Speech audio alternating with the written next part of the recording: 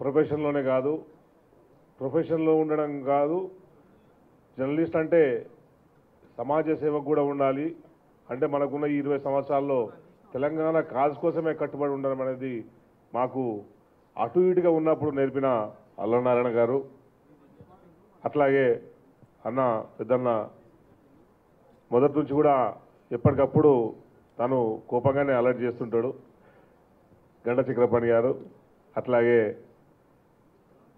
శ్రీనివాస్ రెడ్డి గారు, అట్లాగే sir Andhra Jyothi editor KS గారు, అన్న రామ్లింగ్ అన్న, మన సీనియర్ ఎమ్మెల్యే సీనియర్ జర్నలిస్టు రామ్లింగ్ అన్న గారికి, ఇంకా అట్లాగే హెచ్ఎం డివైటర్ శ్రీనివాస్ రెడ్డి గారికి, బండారు శ్రీనివాసరావు గారికి, ఇంకా అప్పిరెడ్డి గారికి, బాలు నేను నిన్నాళ్ళు పనిచేసిన ఛానల్కు సీఈఓ అయిన బాలు గారికి, అట్లాగే రమణకి, హాజరైన యూనియన్ జిల్లాల నాయకులందరికీ మీ అందరికీ కూడా నమస్కారాలు తెలియజేసుకుంటూ,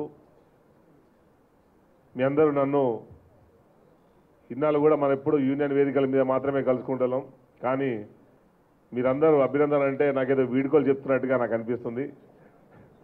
కానీ నేను మాత్రం అట్లా అనుకుంటలేను.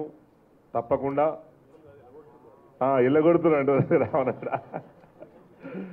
తప్పకుండా మీరు నన్ను ఎల్లగొట్టినా కూడా మీ అందరినీ మరవను. నేను వచ్చిన నేపథ్యం మీ అందరిలో ఒకటి కనుక తప్పకుండా ప్రతి ఒక్కరు జర్నలిస్ట్ కూడా సంక్షేమం కోసం మీతోనే ఉంటాను.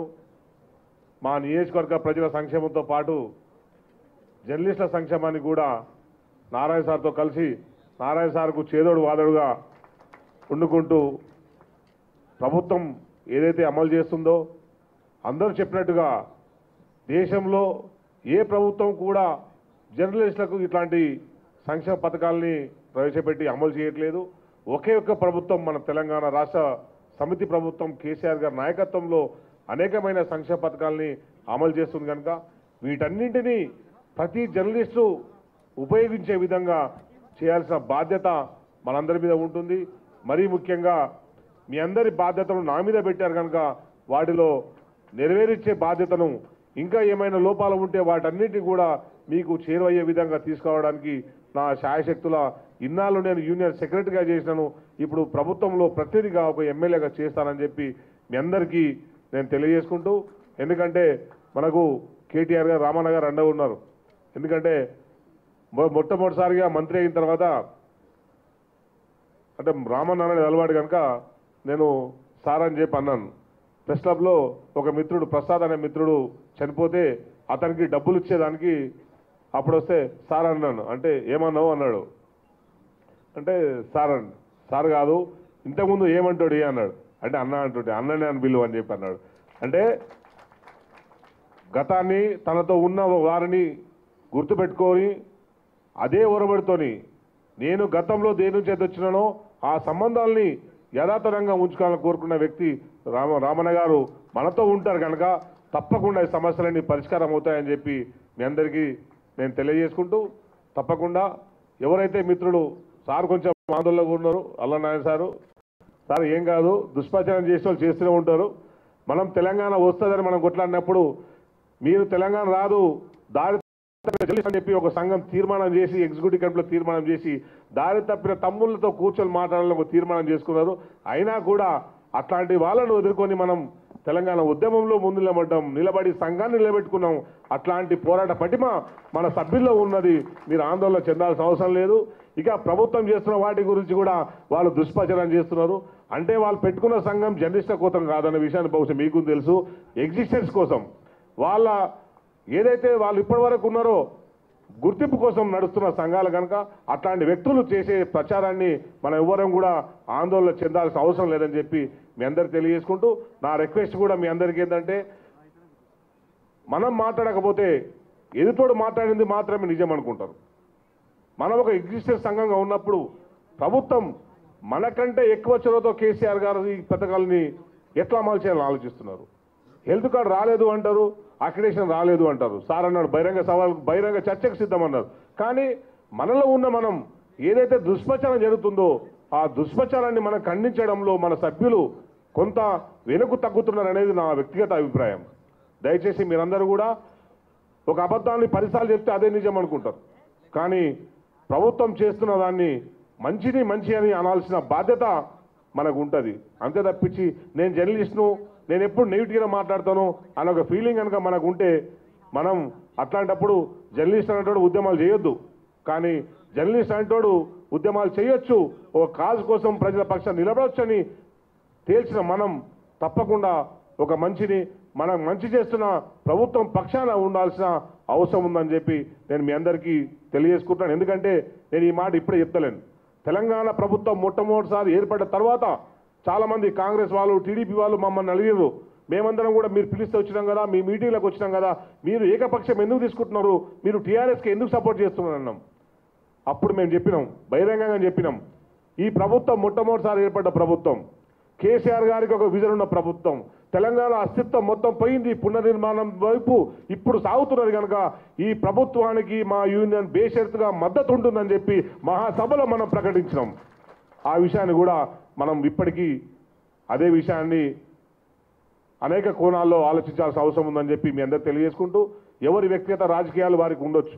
మన సంఘంలో కూడా చాలామంది చాలా రాజకీయాల అభిప్రాయాలు ఎవరి వారికి ఉన్నాయి, ఎవరు వాళ్ళు ఉండొచ్చు. కానీ జర్నలిస్ట్ కమ్యూనిటీ కోసం మనం ప్రభుత్వంతో ఉన్నప్పుడు ప్రభుత్వం చేస్తున్న వాటిని కూడా మనం భారీ ఎత్తున మన వారికి ఇంకా చేరువయ్యే విధంగా చేయాల్సిన అవసరం ఉందని చెప్పి మీ అందరికీ తెలియజేసుకుంటూ, తప్పకుండా నాకు ఈ అవకాశం ఇచ్చిన కేసీఆర్ గారికి, ఇందుకు పూర్తిగా దోహదపడ్డ కేటీఆర్ గారికి, అట్లాగే నన్ను ఎప్పటికప్పుడు ఆదరించి ప్రతి సమావేశంలో కూడా బహుశా నేనే కొంచెం అందరితో అగ్రెసివ్గా బిహేవ్ చేస్తుంటాను, అందరినీ ఏదో కోపడుతుంటాను. అయినా కూడా నన్ను మీరందరూ దాదాపు 20 సంవత్సరాలు భరించి అయినా కూడా క్రాంతి మాత్రమే చేయగలుగుతారు. నా మీద మీ అందరు నమ్మకం పెట్టినందుకు మీ అందరికీ కృతజ్ఞత తెలియజేసుకుంటూ, తప్పకుండా మీ వెనకాల ఉంటాం. మీకు ఏ సహాయం కావాలన్నా కూడా సార్తో మీరు అప్రోచ్ అయితే సార్కు నేను చేదోడు వాదుగా ఉంటానని చెప్పి మీ అందరికీ తెలియజేసుకుంటూ, ఏదైతే ప్రభుత్వంలో పెండింగ్ ఉన్న అన్ని ఇష్యూస్ని కూడా ఫాలోఅప్ చేయడానికి నన్ను మీరు వాడుకోవచ్చు అని చెప్పి సార్ కూడా నేను తెలియజేసుకుంటూ, నాకు ఈ అవకాశం కల్పించిన మీ అందరికీ, నన్ను అభిమానంతో ఇక్కడికి వచ్చి చాలామంది 1 మంత్ కాలంగా అడుగుతున్నారు సభ పెడదామంటే నేను చెప్పాను రామాన్ని వస్తేనే పెడదామని చెప్పి. నారాయణ సార్ కూడా అదే అన్నాడు, మేము కూడా అదే అన్నాం. సో మొత్తానికి వచ్చి ఈ సభకు వచ్చినందుకు రామన్న కూడా కృతజ్ఞత తెలియజేసుకుంటూ, మనం తప్పకుండా దేశంలో ఏ జర్నలిస్టుకు జరగని లబ్ధి ఈ ప్రభుత్వంలో జరుగుతుంది కనుక ఇంకా దీన్ని మనం సరిగా ఉపయోగించుకుంటే ప్రభుత్వం మరిన్ని సంక్షేమ పథకాలను కూడా పెట్టే అవకాశం ఉంటుందనే విషయాన్ని మరోమారు మీ అందరికీ గుర్తు చేసుకుంటూ, మీ అందరూ ఇప్పటి వరకు జర్నలిస్ట్గా ఒక యూనియన్ నాయకుడిగా నాకు ఎంత సహకారంగా ఉన్నారో భవిష్యత్తులో కూడా అదే సహకారాన్ని మీరందరూ నాకు అందజేస్తారని చెప్పి ఆశిస్తూ, సభకు వచ్చిన శ్రీనివాస్ సార్కి, అట్లాగే శ్రీనివాస్ రెడ్డి గారికి, అట్లాగే తెలంగాణ ఎడిటర్ శ్రీనివాస్ రెడ్డి గారికి, మిగతా సీనియర్ జర్నలిస్ట్ అందరికీ కూడా మీ అప్పిరెడ్డి గారికి మీ సహకారం భవిష్యత్తులో కూడా ఇట్లాగే కొనసాగుతుందని చెప్పి తెలియజేసుకుంటూ, నన్ను సన్మానించిన, నన్ను అభినందించిన మీ అందరికీ అందరికీ కూడా మరోమారు కృతజ్ఞతలు తెలియజేసుకుంటాను. జై తెలంగాణ. ఇప్పుడు మళ్ళీ వర్కింగ్ ప్రెసిడెంట్ అయిన తర్వాత కూడా టీఆర్ఎస్ పార్టీ బాధ్యతలు తీసుకున్న తర్వాత కూడా ఒకసారి కలిసినాం. మిగతా సమస్యలన్నీ పూర్తయిన సమస్యలే కానీ ఇంకొక సమస్య మిగిలి ఉంది. మైక్ టీవీ ఎండి అప్పిరెడ్డి గారు వేదిక మీదకి రావాల్సిందిగా కోరుతున్నాను. అట్లాగే మిత్రులు ఎడిటర్లు ఎవరైనా వస్తే కొంచెం ఇన్ఫర్మేషన్ చెప్పండి ప్లీజ్.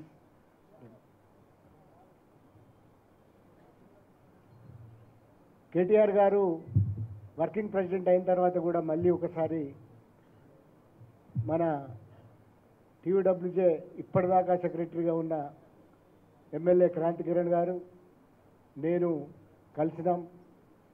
అపరిష్కృతంగా ఉన్న సమస్యలన్నీ సావధానంగా విని వాటిని మనం పరిష్కరించుకుందామని చెప్పారు ఆయన. ఇవాళ మనం ది రైట్ పర్సన్, ఎందుకంటే జర్నలిస్టుల సమస్యల పట్ల ఒక అవగాహన ఉన్న ఒక రైట్ పర్సన్ని మనం క్రాంతి కిరణ్ సన్మానం కోసం పిలిచినాం, ఆయనే కేటీఆర్ గారు. ఎందుకంటే ఎన్ని సమస్యలు పరిష్కరించినా చాలా ఆశ్చర్యంగా తెలంగాణలో ఒక అబద్ధ ప్రచారాలు చాలా జరిగినాయి. ఈ అబద్ధ ప్రచారాలు సోషల్ మీడియా వేదికగా జరిగినాయి. కాంగ్రెస్ పార్టీకి అమ్ముడు పోయిన వాళ్ళ వల్ల జరిగినాయి. కాంగ్రెస్ పార్టీ కండువాలు కప్పుకున్న వాళ్ళు చివరికి మళ్ళీ జర్నలిస్టుల గురించి మాట్లాడడం వల్ల జరిగినాయి. కానీ ఇప్పటివరకు రాష్ట్రంలో భారతదేశంలోనే ఒక సవాల్, తెలంగాణలో జరిగిన జర్నలిస్ట్ సంక్షేమ పథకాలు ఎక్కడా జరగలేదు. ఉన్న వాస్తవం అది. 100 కోట్ల ఒక నిధి అనేది ఎక్కడా లేదు భారతదేశంలో. దానిలో 34.5 కోట్లు విత్ అకాడమీ దగ్గర 34.5 కోట్లు ఉన్నాయి. మిగతాయి కూడా ఇటీవలనే అడగకుండానే కేసీఆర్ గారు దాన్ని మనం భర్పూరు చేద్దామని చెప్పినారు. ఇప్పటికీ 150 కుటుంబాలు నెలకు 3,000 పెన్షన్ పోతున్నది. ₹1,00,000 ముందు ఇచ్చినాం, వాళ్ళ పిల్లలకి ఫీజు కడుతున్నాం. ఇంకొక 50 మంది పెండింగ్ దరఖాస్తులు ఇప్పుడు పరిష్కృతమై ఉన్నాయి. 31స్ట్లోగా వాళ్ళకి ఇవ్వబోతున్నాం. అంటే 200 మందికి పెన్షన్ ఇస్తున్న ఏకైక రాష్ట్రం, దురదృష్టవశాత్తు మరణించిన కుటుంబాలను ఆదుకుంటున్న ఏకైక రాష్ట్రం తెలంగాణ. కాదనలేని సత్యం. అబద్ధాలు ఎందుకు ఆడడం? ఇప్పటికీ హెల్త్ కార్డు సమస్యలు ఉండవచ్చు కాక ఆ సమస్యలు కూడా పోయినసారి ఇప్పటికప్పుడు మాట్లాడినారు. కార్పొరేట్ హాస్పిటల్స్ అంగీకరించకుంటే ఎట్లా, జర్నలిస్టులకి తప్పనిసరిగా అంగీకరించాల్సిందని చెప్పినారు. చాలా తక్కువ కేసులు, 1-2 కేసుల్ని పట్టుకొని హెల్త్ కార్డు పనిచేయడం లేదని ఒక అన్యాయం, శుద్ధ అబద్ధం. హెల్త్ కార్డుతో తల్లిదండ్రులకు వైద్యం చేయించిన వాళ్ళు ఉన్నారు, కుటుంబ సభ్యులకు వైద్యం చేయించిన వాళ్ళు ఉన్నారు, మనం వైద్యం చేయించుకున్న వాళ్ళు ఉన్నారు. చివరికి 23 లక్షలు ఒక కాలేయం పాడైతే శాంక్షన్ చేసిన సందర్భం ఉంది. హరికృష్ణారెడ్డికి 10 లక్షలు శాంక్షన్ చేసిన సందర్భం ఉంది. ఇవన్నీ విడిచిపెట్టి అబద్ధాలు ఆడినారు. 220 మంది చనిపోయినారని అబద్ధం ఆడినారు. కానీ ఒక సవాల్గా చెప్తున్నా నేను, భారతదేశంలో సరే తెలంగాణ వర్కింగ్ జర్నలిస్ట్ కృషి, తెలంగాణ జర్నలిస్ట్ ఫోరం చేసిన తెలంగాణ ఉద్యమ కృషి, ఆ సంఘమే ఇవాళ నిలబడి జర్నలిస్టుల కోసం నిలబడ్డ కృషి, ఒక అకాడమీ ఏర్పడడం, అకాడమీకి సంక్షేమము శిక్షణ 2 బాధ్యతలు ఇవ్వడం, వీటన్నిటి కారణంగా వీటన్నిటికి మించి ముఖ్యమంత్రి కేసీఆర్ గారికి జర్నలిస్టుల అవస్థలు తెలుసు కనుక ఇవన్నీ పరిష్కారమైనవి. ఆయనకు తెలిసి ఇవన్నీ చెప్పినాడు ఆయన. మనం అడగలే 100 కోట్ల నిధి. ఆయనకు జర్నలిస్టుల వాస్తవ పరిస్థితి తెలుసు. జనహిత పెడితే ఆ జనహితలో మొట్టమొదటి వాళ్ళం మనమే. ఆయన పుట్టినరోజు నాడు చనిపోయిన వాళ్ళకి చెక్కులు ఇచ్చినాడు ఆయన. ఇవన్నీ వాస్తవాలు. కానీ ఎందుకో సోషల్ మీడియాలో కావచ్చు సమస్యలు పరిష్కరించుకుంటూ వస్తున్నాం. ప్రతిదీ కూడా చిన్న పత్రికల అక్రిడేషన్ల గురించి అంటే, చిన్న పత్రికల వాటి గుర్తింపు అంటే ఇటీవలి కాలంలోనే మళ్ళీ కొన్ని చిన్న పత్రికలకు గుర్తింపు ఇచ్చినాం. ఏ సమస్య అపరిష్కృతంగా ఉండదు, పరిష్కారం అవుతాయి. కానీ అబద్ధాలు ఆడడం ద్వారా జర్నలిస్టులకి మేలు జరగకపోగా నష్టం జరుగుతుంది. ఇది గుర్తించాలి మిత్రులారా. ఈ సందర్భంగా నేను చెప్తున్నాను మీకు.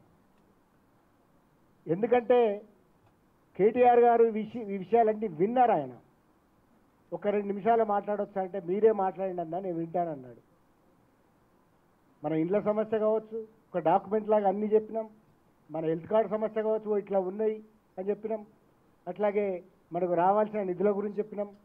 ఇవన్నీ మాట్లాడినప్పుడు విన్నారు కనుకనే ఇవల్ల మనకి భవిష్యత్తు, ఆయన మంత్రిగా ఉండరా మనకు సంబంధం లేదు, ఆయన ముఖ్యమంత్రి అవుతారా కాదా మనకు అవసరం లేదు. ఇవన్నీ ఊహాగానాలు మనకు అవసరం లేనివి.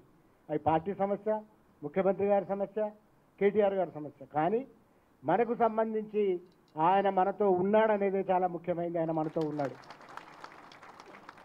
ఎందుకంటే మేము మాట్లాడి చూసినాం కనుక నేను చెప్తున్నా, ఈ భరోసా ఉంది నాకు. మేము మాట్లాడినాం ఆయనతోటి, గంటల తరబడి మాట్లాడినాం ఈ ఇష్యూస్ మీద. కనుక మిత్రులారా, క్రాంతి గురించి మాట్లాడాలి. క్రాంతి నాకు 2000లో పరిచయం. అంతకుముందు తెలుసు కానీ దగ్గరి పరిచయం 2000లో. ఒక పిల్లగానిలాగా నా దగ్గరికి వచ్చినాడు. కందుకూరి రమేష్, క్రాంతి.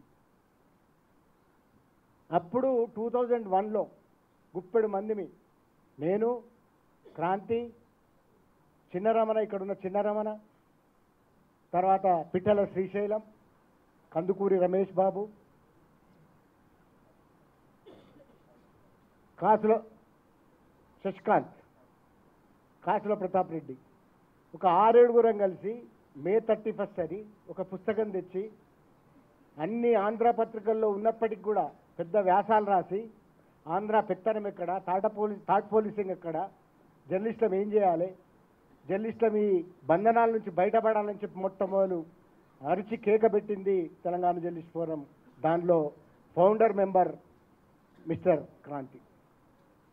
పాషం యాగిరి మాకు గైడ్ లాగా ఉన్నాడు చాలా కాలం పాటు. ఉద్యమం మర్చిపోదు.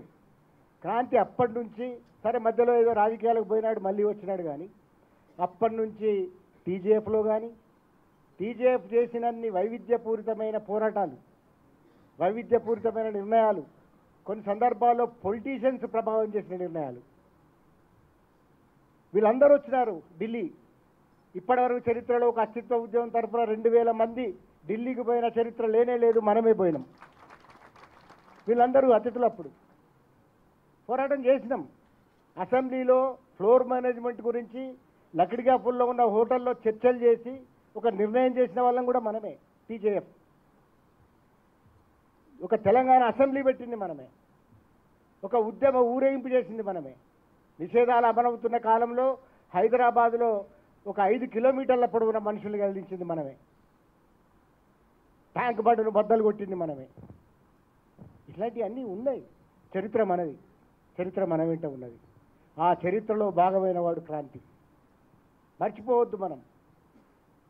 పాలిటిక్స్లోకి పోయినప్పుడు ఆర్టీసీ కళ్యాణ మండపంలో మీతో ఒక మాట అన్నాను నేను. ఇడిదొక్కుగా ఆయన ఉన్నారు. వీళ్ళిద్దరు పాలిటిక్స్లో పోతున్నారు. వాళ్ళ కర్మ చాలా పెద్ద, ఇది పెద్దది. ఇది జర్నలిస్టుల కోసం పనిచేయడం అనేది నాకైతే అత్యంత సంతోషం ఇచ్చే విషయం. సరే వాళ్ళిద్దరూ పాలిటిక్స్లోకి పోతాంటే పోనీ అని అన్నా, కానీ ఆయన కర్మ ఇవల్ల చాలా గొప్పగా పరిణమించింది. మనం గర్వపడే విధంగా ఎమ్మెల్యేగా తిరిగి వచ్చాడు.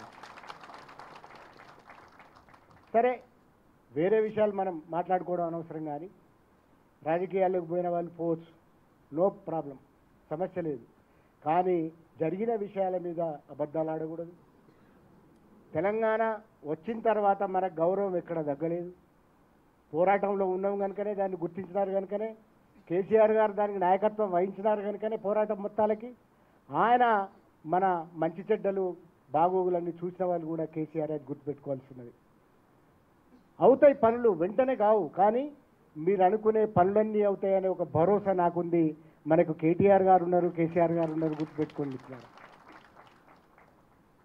ఇదంతా రాజకీయాల కోసం కాదు, మన యూనియన్ కోసం కాదు, జర్నలిస్టుల కోసం చెప్తున్న. భవిష్యత్తులో ఒక బిల్డింగ్ కట్టబోతున్నాం. ఇవన్నీ ఒక ఎత్తు అయితే, ఎందుకంటే టైం లేదు, ఆయన వెళ్ళాలన్నారు కాబట్టి మిగతా వాళ్ళు మాట్లాడే ముందు ఈ విషయాలు మాట్లాడాల్సి వచ్చింది. ఒక విన్నపం మాత్రం నేను కేటీఆర్ గారికి చేస్తున్నా. బషీర్బాగ్ నిజాం కాలేజీ ముందర 2 బోర్లు ఉంటాయి. Andhra Pradesh working journalist union APUWJ, రెండో బోర్డు టీఎస్యూడబ్ల్యూజే. ఈ 2 బోర్డులలో అది ఏపీయూడబ్ల్యూజే బిల్డింగ్. మేము టీజేఎఫ్లో పనిచేసినాం. ముఖ్యమంత్రి గారు మా యూనియన్ ఓపెన్ చేసినారు. 10,000 మంది జాతరది చరిత్రాత్మకమైన ఒక జర్నలిస్ట్ ప్రకటన చేసినాం. 10,000 మంది జర్నలిస్టులు ఇప్పటివరకు ఎక్కడా జమ కూడలేదు. అన్ని పార్టీల వాళ్ళు వచ్చినారు. అప్పుడు టీయూడబ్ల్యూ ఏర్పడింది, కానీ మాకు ఇప్పటి వరకు ఇక్కడ ఒక గజం జాగా లేదు, మాకు ఒక ఉండడానికి ఒక నీడ లేదు. అది మీకు ప్రత్యేకంగా నేను విన్నవించుకుంటున్నాను.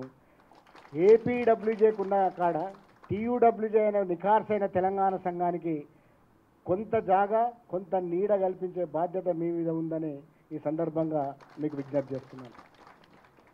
ఎందుకంటే తెలంగాణ సంఘం ఇది, తెలంగాణ కోసం పుట్టిన సంఘం, తెలంగాణ కోసం పోరాడిన సంఘం, తెలంగాణ జర్నలిస్టుల కోసం నిలబడిన సంఘం, నిలబడుతున్న సంఘం కనుక అదొకటి మీరు గుర్తుపెట్టుకోవాలని చెప్తున్నాను సార్. రెండవది ఏంటంటే, పెండింగ్ సమస్యలు ఉంటే వాటిని కూడా పరిష్కరించమని కోరుతున్నాను. ఇది సందర్భం అయినా కాకుండా వీళ్ళందరికీ ఒక భరోసా ఇస్తారనే నమ్మకంతో మీకు ఈ విజ్ఞప్తి చేస్తున్నాను. అట్లాగే బిల్డింగ్ కూలగొట్టి ఉన్నది మీడియా అకాడమీది. సార్కి ఒక్కసారి మీరు చెప్పి ఆ శంకుస్థాపన ఒకటి చేయిస్తే ఆ బిల్డింగ్ కూడా అయిపోతుంది. ఒక చరిత్రాత్మకమైన సందర్భంగా మీడియా అకాడమీకి ఒక బిల్డింగ్, ఒక జర్నలిస్ట్ కోర్సు అంటే అది కూడా అద్భుతంగా ఉంటుంది. శిక్షణ తరగతులు పెడితే కొంత దిలీప్ వచ్చినాడు. 1200 మంది పేద వరంగల్లో పేద మ్యారేజ్ హాల్.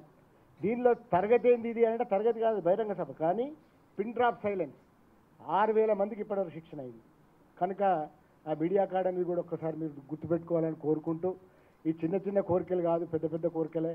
మీరు దయచేసి వీటిని అది చేయాలని సందర్భం దొరకదని మీకు విజ్ఞప్తి చేస్తున్నాను. క్రాంతి మనతోనే ఉన్నాడు. సంఘంలో బాధ్యుడిగా ఉండడం కుదరదు, కానీ ఆయన ఇంకొక బాధ్యతలో ఉన్నాడు. ఆ బాధ్యతల్లో ఉంటాడు ఆయన, దాన్ని నెరవేరుస్తాడు. రెండవది ఏమిటంటే టీయూడబ్ల్యూజే అనే దాంతో క్రాంతి ప్రయాణం మొదలైంది. ప్రజారంగంలో ఆయన ప్రయాణం అట్లా ప్రారంభమైంది కాబట్టి చివరి దాకా ఆయన టీయూడబ్ల్యూజీతో పాటు ఉంటాడని నేను భావిస్తున్నాను. ఆయన స్వభావం తెలుసు కనుక ఆయన మనతో ఉన్నంత స్ట్రెంతే ఇప్పుడు కూడా ఉంటుందని భావిస్తూ క్రాంతికి ప్రత్యేకంగా ఈ సందర్భంగా మనస్ఫూర్తిగా అభినందనలు తెలియజేస్తూ ఈ సమావేశాన్ని ప్రారంభిస్తున్నాను. వేదిక మీద ఉన్న పెద్దల్ని ప్రస్తావించాలి, కానీ ఈ ఫ్లోలో ఎవరిని ప్రస్తావించకుండా ఇదంతా జరిగింది. అదే సమస్యల మీద దృష్టి పెట్టినట్టున్నారు. పెద్దలు గంటా చక్రపాణి గారు జర్నలిజం ఫీల్డ్లో మేము కొలీగ్స్ని. ఆంధ్రజ్యోతిలో పనిచేసినారు, ఉదయంలో పనిచేసినారు. తర్వాత ఒక కాలం నమస్తే తెలంగాణ వచ్చిన తర్వాత తెలంగాణ చైతన్యాన్ని పెంచడానికి ఉపయోగపడే ఒక కాలమిస్ట్ ఆయన. అట్లాగే మీకు తెలుసు, ఒక టీవీలలో తెలంగాణ అనే ఒక కాజును ఎత్తిపట్టి ఫైటింగ్ చేసిన ఏకైక వ్యక్తి గంటా చక్రపాణి గారు. ఇలా ఆయన ఉద్యోగాలు ఇచ్చే ఒక బాధ్యతలో ఉన్నారు, కానీ ఆయన కూడా మన జర్నలిస్టే. సీనన్న హిందూ పత్రికలో ఎడిటర్గా ఉన్నారు. ఇవాళ తెలంగాణ టుడే మొట్టమొదటి తెలంగాణ ఇంగ్లీష్ పత్రిక ఆయన సంపాదకులుగా ఉన్నారు సీనన్న. అట్లాగే బండారు శ్రీనివాసరావు గారు ఇలా విశ్లేషకుడు, అవన్నీ మీరు చూస్తూ ఉన్నారు టీవీలలో. ప్రతిరోజు కనీసం ఒక్కొక్కసారి గిరాకీ ఉన్నప్పుడు 5-6 టీవీలలో కూడా బండారు శ్రీనివాసరావు గారు కనబడుతూ ఉంటారు. అట్లాగే కొండల్, అన్నిటికీ మించి రామలింగారెడ్డి గారు దుబ్బాక ఎమ్మెల్యేగా 3వసారి కదన్నా, 3వసారి ఎన్నికైన రామలింగారెడ్డి గారిది చాలా పెద్ద చరిత్ర. జర్నలిస్టు ఉద్యమానికి ఉన్నంత చరిత్ర ఆయనకు ఉన్నది. ఎందుకంటే ఒక దశలో అన్న ఒక 5-10 నిమిషాలు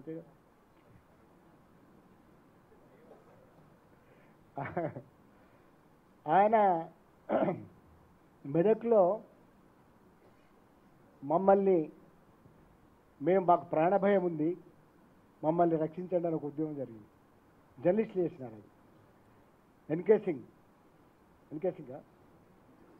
సింగ్ ఇప్పుడు జైల్లో ఆయన కదా, జైలు డీజీ. మొన్న కూడా ఆయన ఏదో మాట్లాడినాడు. ఆయన నక్సలైట్లను జర్నలిస్టులను కలిపి ఎన్కౌంటర్ చేయడానికి ప్రయత్నం చేసినాడు.